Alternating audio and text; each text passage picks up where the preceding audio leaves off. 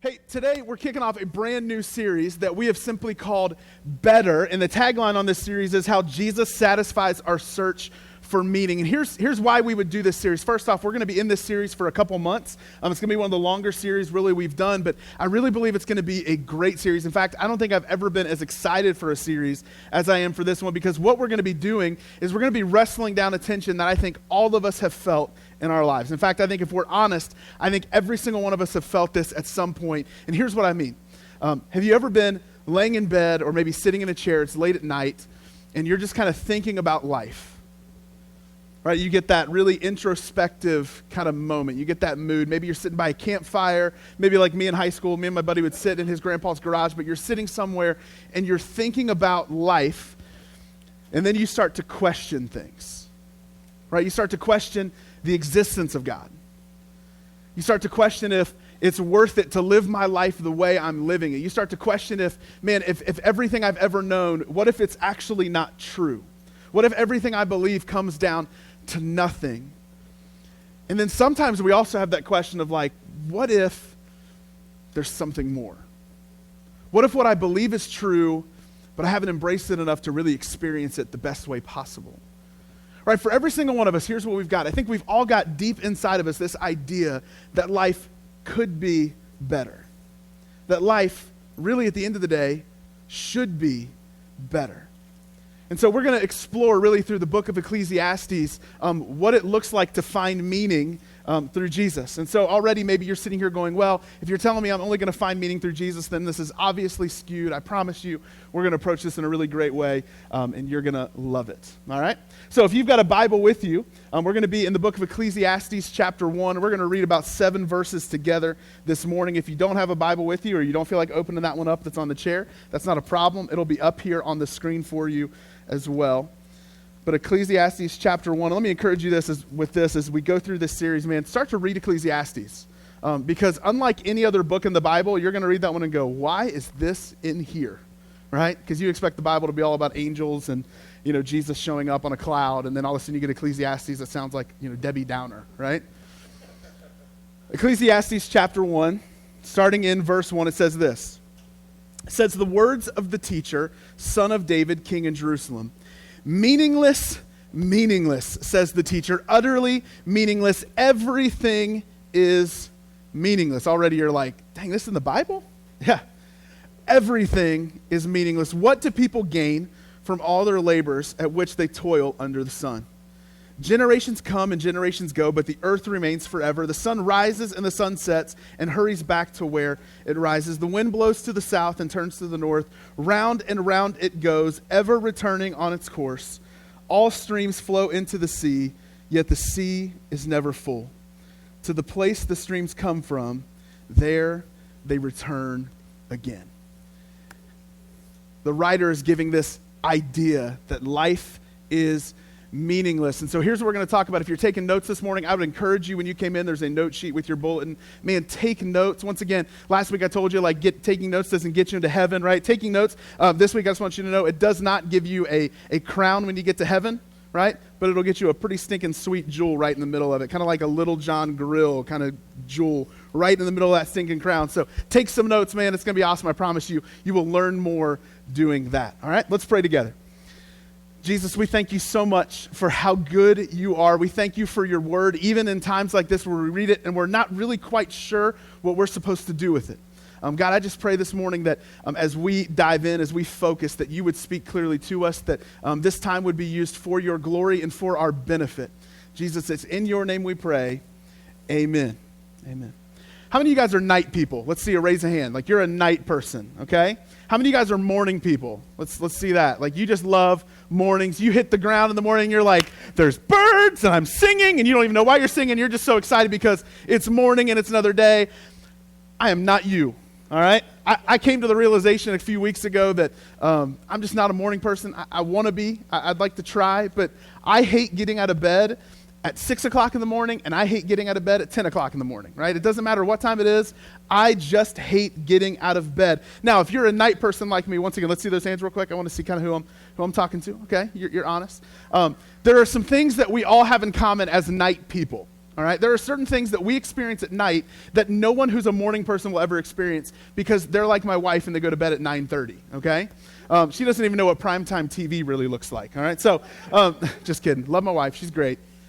But seriously, she goes to bed really early, right? So if you're a nighttime person, you experience certain things that a morning person never experiences. One of those things, I really believe, is an excessive amount of infomercials, right? You know what I'm talking about? Like it's 3 o'clock in the morning, and like for me, here's the decision you have to weigh through, is am I going to watch SportsCenter live from LA for like the 4th straight time? Or am I going to watch something else? So you start to go through the channels, and you're like, well, Seinfeld ain't on.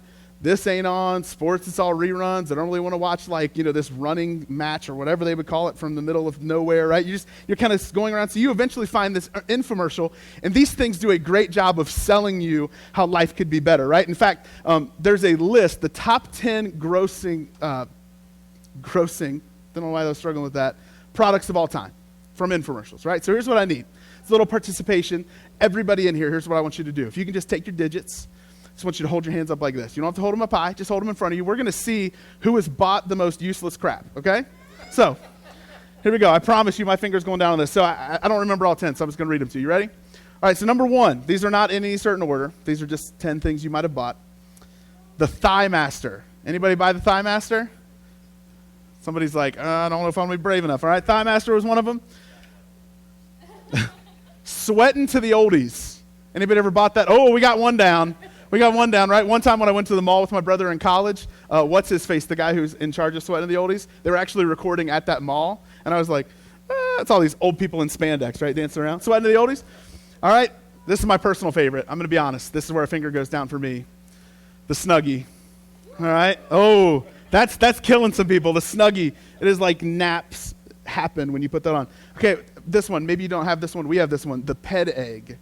The Ped Egg. That's where you like scrape your feet with something. It collects it in this little jar. It's disgusting, right? The Ped Egg. All right? This one I've never heard of, but I'm assuming it's real. The Showtime Rotisserie. It's for chicken. Nobody? Nobody? Nobody? Okay, we're good on that. Man, you guys haven't bought useless stuff. I'm pretty impressed. The Bowflex. The Bowflex. If you go to a man's house that's like over the age of 45, there's a good chance there's a Bowflex in their garage, right? This is one of those things when you help somebody like this, my parents' age, move, you are moving a Bowflex. All right? The Total Gym. Somebody said Chuck Norris. There you go. All right? The George Foreman grill. That gets a lot of people. That's too good, right? George Foreman. He's an excellent boxer, has a lot of children named George, and a great grill. All right, last 2. P90X. We own it. We did it for about 30 days. It was awesome. And the last one, this is for all you acne fans out there, Proactive. Anybody brought Proactive? Okay, who has like a bunch of fingers down? Who would be honest enough to say that, right? All right, we got some people. We got 4 fingers down at my house, right? But here's the thing, right? Infomercials, what they do is they're designed to help you see how your life could be better if you had a certain product. So you'll have less zits on your face if you buy Proactive. You'll have better abs and less flabs, right, if you get P90X. If you get the Thigh Master, you're going to do this weird motion for a while. It's going to look really strange. But your thighs and probably your other areas in the back are going to look excellent when you're done with them, right? Because here's what they're telling you. They're telling you how life could be better. But here's the thing about when people try to sell you on stuff. When you're always around people who are selling you, when somebody's really honest, it tends to be refreshing, right? So like, here's what I mean. When you ask people like, hey, how you doing? And everybody's always like, I'm great, right? And they put the fake smile on, you just kind of go, ugh. But then somebody's actually like, you know what, it's not going so well. It actually forces you to like focus in, right? Because you can't just skip past that person. You're actually going to stop and think, okay, there's something happening here. And this is honestly how I feel when I read Ecclesiastes, especially these first few verses. Is you read what this guy has to say, and he says that it's meaningless. Life is meaningless, utterly meaningless. Everything is meaningless. So he's not trying to sell you on how life could be better. He's actually asking the question, is life worth living?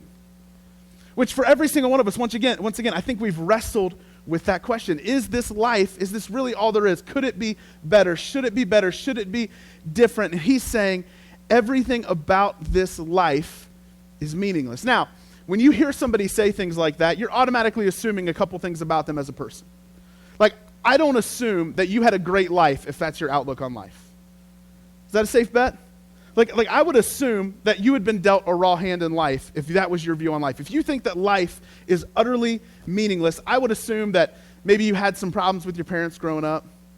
Maybe you've always struggled financially. Every time you're about to get a break, it just slips out from underneath you. I would assume that things just haven't worked out. So who is this guy who's writing this? Who's this guy who's writing Ecclesiastes? He lets us know there in verse 1. His name is Solomon. Now, Solomon, if you don't know who Solomon is, that's fine. I'm about to let you know. Here's his life. He grew up the son of a king, King David, one of the greatest kings ever. So he grew up with wealth and privilege that none of us will ever understand. He got whatever he wanted growing up, right? Then when it's his turn to be king, his dad dies. God appears to him one night and says, I'll give you anything you ask for. And so for all of us, we'd probably ask for something stupid, right? Like, let's be honest. Like, you're probably like, lifetime supply of Xbox, right? Like, you're trying to think of something. He asks for wisdom. And God is impressed. God gives him all the wisdom he can.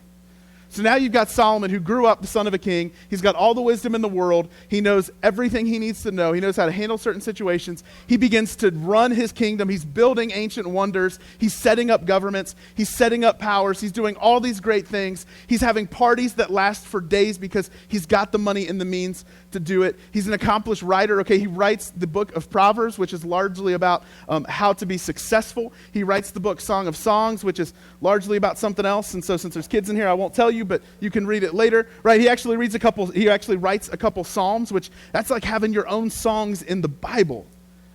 That's awesome, right? He has hundreds of chariots, hundreds of wives. He's got everything that our culture would say, yeah, that dude's got the life. Right? If we looked at Solomon outside looking in, we go, man, if I had all that, I'd be happy. My life would be better, maybe except for the 700 wives things, right? That's a lot of conflict in your house, okay? Just being real. But we would look at his life and say, yeah, dude, my life would be better if I had all that. And yet, he's incredibly unhappy.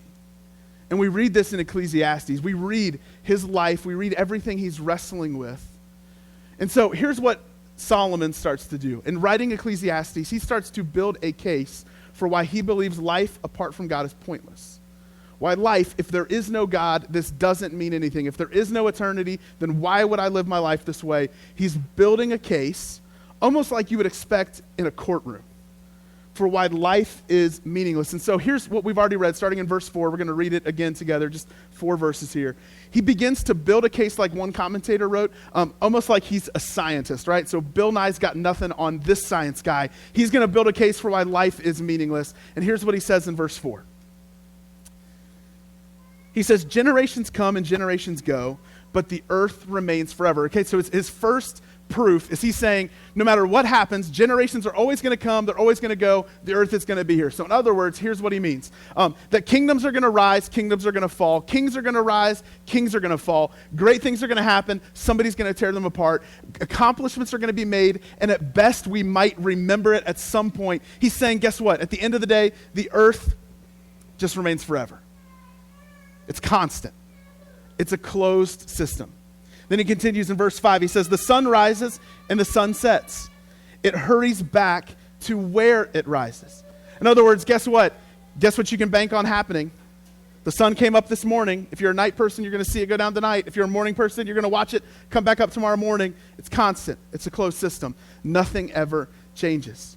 It says the wind blows to the south and turns to the north. Round and round it goes, ever returning on its course. The wind just does what the wind does. It's a constant. It's a closed system. It never changes. All streams, verse 7, flow into the sea, yet the sea is never full. To the place the streams come from, there they return again. In other words, what he's saying once again, guess what? It's just the way it is. Life doesn't change. Things are the way they are. They're staying the way they've been. It's just a big circle. It's a closed system. Doesn't matter what you do. You can try as hard as you want. Life's going to stay the same. It doesn't matter how hard you want to go after it. You're still guaranteed only certain things. Life is just a closed system. It doesn't matter. He's saying that this life under the sun is meaningless. And so this view of God, it might sound really familiar because for us, we hear this a lot too. Solomon, the view he's sharing is that realistically, even if God is real, he's not going to interrupt the laws of nature. Even if God's real, he's kind of just created everything and he's let it be what it is and it's going to be what it is. It's a closed system that he will not interrupt. And so for us, here's what we hear, is that even if God's real, there's no such thing as answered prayers. Even if God's real, there's no such thing as miracles. Even if God's real, he's allowed us to kind of deal with the futility of life. It is what it is. I know how it's going to be. One of the first church, I'll just say, the first church I ever worked at, we were just struggling financially. I was part-time there, and just the church was struggling really bad. And I can remember we were trying everything we could to get out from under some things that were weighing against us financially. And one of those things was we had this building that we were way too small for, and it just cost way too much money to operate. And so one of the things we decided was we have to get out from under this building. We just have to. And so we tried selling it, tried renting it out to people. And I remember one day we had this other church coming in to look at the building, and we thought, man, this could be it. Like, we were excited. So the guy who was in charge of music and myself, we went into our pastor's office and we just kind of knocked and we were like, hey, they're going to be here in like 30 minutes. Do you care if we pray? We want this to go really well.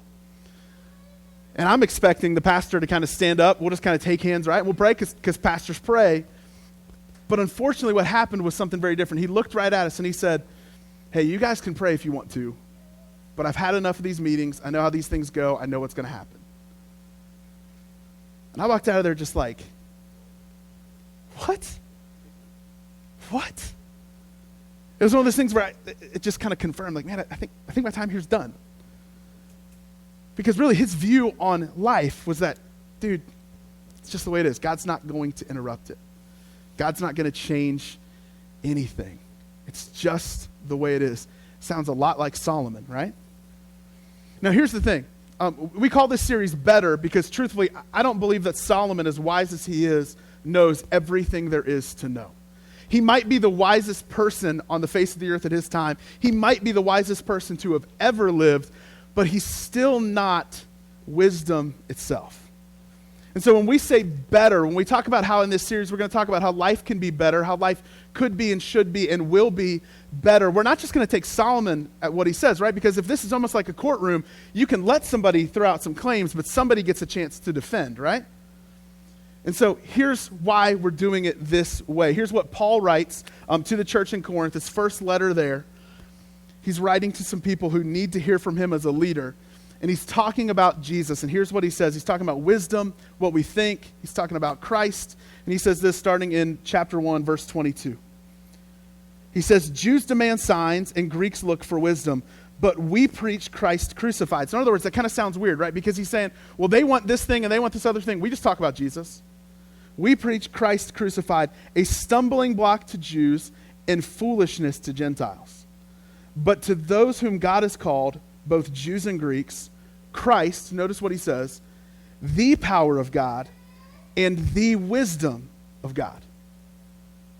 Notice what he says about Jesus. He doesn't just say that Jesus is wise. He's not in the same category as Solomon. Solomon is wise. Jesus is wisdom itself. Solomon knows some things. Jesus knows everything. Solomon has ideas about creation, but Paul's going to write to the Colossians that Jesus is the power and the force of creation.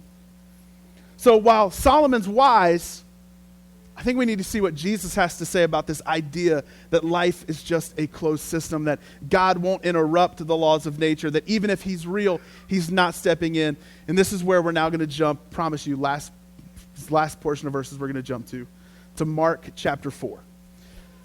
Mark chapter 4. Jesus has just gotten done teaching some people. He's shared with them all day. He's working incredibly hard. And now he's at this point where they're trying to figure out what they're going to do next. So Jesus makes a suggestion in Mark chapter 4, starting in verse 35. It says, that day when evening came, he said to his disciples, let us go over to the other side. In other words, he's saying, hey, it's time for us to move on. We're going to step out. We're going to leave here. We've kind of taught, we've ministered, we've done everything we need to do. But now we're going to go to the other side because there's things there that need to be done. Jesus, when he rested well. When he worked incredibly well. He worked really hard. He did what needed to be done. And so he says, let's go to the other side. Let's travel at night so that tomorrow we're there and we're just ready to go. Leaving the crowd behind, verse 36 says, they took him along just as he was in the boat. There were also other boats with him. So in other words, all these boats decide to follow Jesus. They're just going to go with him because wherever Jesus went, yeah, he had his 12 disciples, but a whole group of people used to follow. It's kind of like a big entourage, right? So could you imagine all of a sudden Jesus rolls into your town and you think, oh, there's Jesus and his disciples. And then you like look over the hillside and there's like hundreds of people after him. Like, well, guess we're going to run out of food pretty quick, right? Because there's all these people with him. And so they go, and now here's what you need to know about his disciples. Many of them are skilled fishermen, all right? So they know how to look out because they didn't have a meteorologist to act like they know something. They just had to look at the water, look at the wind, look at the sea, look at everything, and they had to decide what it was going to be like and if it was going to be safe. And so their judgment that night is the water's fine. We're going to be able to cross no problem. So they start journeying that way under the assumption that they're going to have great weather. This is going to work out just fine. But something happens almost out of nowhere. Verse 37 says, a furious squall or a storm came up, and the waves broke over the boat so that it was nearly swamped. Jesus was in the stern, sleeping on a cushion. The disciples woke him and said to him, "Teacher, don't you care if we drown?" They're fearful for their lives. Because you know what they're hearing? You know what they're experiencing? You know what they're seeing? Is that all of a sudden there's a storm coming. There's a storm that's here out of nowhere that has the ability to end our lives. That has the ability to wipe us off this earth. And so here's what they're sure of. They're sure they're about to die. They're sure their boat can't handle it. And they're pretty sure that Jesus doesn't care. You ever felt like that before? Like stuff's just going on in your life, and it just seems like hit after hit, wave after wave, everything's coming against you, and you're just like, I can't even tell if God cares right now. So they go to Jesus. They do what anybody would do. And they go to Jesus almost upset, saying, "Teacher, don't you care that we're about to drown? Don't you care if we die?" Jesus gets up, the Bible says in these next few verses, and he goes out, looks at the winds and the waves, and he says, "Quiet, be still." Now, I have a dog. I have to yell at my dogs every once in a while. Dogs pick up on tone of voice, right? So if my puppy's getting ready to do something wrong and I scream at my puppy, if I say, "Kita," right? She will stop what she's doing, look at me, and then probably scurry to her cage, or if we're upstairs, under my bed, right? Because that's where she hides when she thinks she's in trouble. Like animals, they can pick up on tone of voice. But here's what's never happened. I've never yelled at a storm and it pick up on my tone of voice. Like if all of a sudden I'm trying to get out of my car and into Cracker Barrel, I'm not like, "All right, wind, cut it out." And the wind's like, "My bad. Dude, you got it. No water here." If that's happened for you, please, I'm just going to eat it. I'm just going to go out to eat with you every single day. But that's never happened for me. And yet Jesus steps out. He says, "Quiet, be still," and everything stops. Everything just quits. All of a sudden, the wind dies down. The sea becomes calm. And then the disciples do what I think all of us would also do, is they just look at each other like, what the heck just happened? They actually ask this great question in verse 41. They say, "Who is this? Even the wind and the waves obey him." Even the wind and the waves obey him. There are moments in life where things happen that it is easy for us to default to the belief system of somebody like Solomon. It is easy for us to default to this idea that life happens and I just have to deal with it. God's not going to interrupt. He's not going to step in. He's not going to be able to do anything about it. And yet what these disciples learned is something that I hope all of us learn. Is that Jesus can interrupt anything anytime he wants. He can step in and change everything in an instant. The way things aren't the way they have to be. Jesus can change everything. Now, I'll be honest, my temptation as a pastor in moments like this is to go, okay, here's 5 steps to letting Jesus calm the storm in your life. Here's 3 ways that you can help Jesus to where your life, you walk out of here and it's, boom, it's better, right? We've heard these sermons. I've preached these sermons before. But here's my problem with doing something like that this morning. The Bible. The scriptures themselves are my problem because guess what? Did the disciples do anything right in that moment that would allow Jesus to save them because they earned it? Did they do anything to where you go, all right, yep, now Jesus has to step in, right?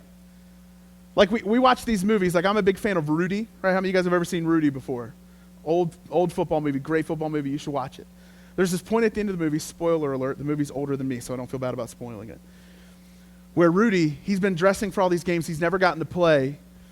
And so he's getting to the last game of his senior year he wants to play, and the coach doesn't have him on the active roster. And so all of a sudden, all the guys on his team, they go into their coach one by one. They just line up and they have their jersey in their hand and say, I want Rudy to play for me, coach. Coach, I want Rudy to play. And one by one, they just start laying down their jerseys. And it's this great moment where you're like, that's how you do it. That's how you get this done. You have to do this. If you do this, then Rudy gets to play. If I do this, then Jesus steps in. If I do this right, then this is how it happens. This is how Jesus calms the storm. But there's nothing that tells us how to do that because guess what? The disciples were nothing like Rudy's teammates. The disciples were nothing, did nothing that would tell you, here's how you do it. Here's what they did. They doubted. They struggled. But in the midst of those things, they came to Jesus. In the midst of their absolutely, perfectly awful imperfections, they came to him and all they said was, Jesus, don't you care that we're going to drown? They didn't do anything right other than coming to Jesus. So here's what I want to encourage all of us in here with this morning.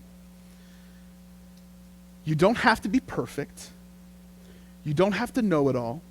You don't even have to know the best way to approach Jesus. But if you make it a practice of coming to him in the midst of your problems, in the midst of your imperfections, in the midst of what you think you know to be true,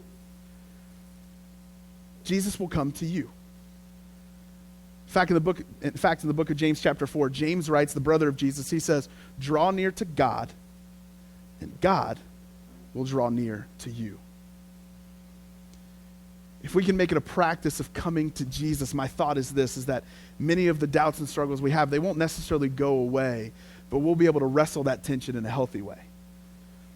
Life won't get easier, but Jesus is going to take care of you in ways you never, ever thought possible. Because where I fear we are is I fear many of us are at this place where we're kind of like that pastor I worked for. We're just like, hey, I know how this is. I know how these things work.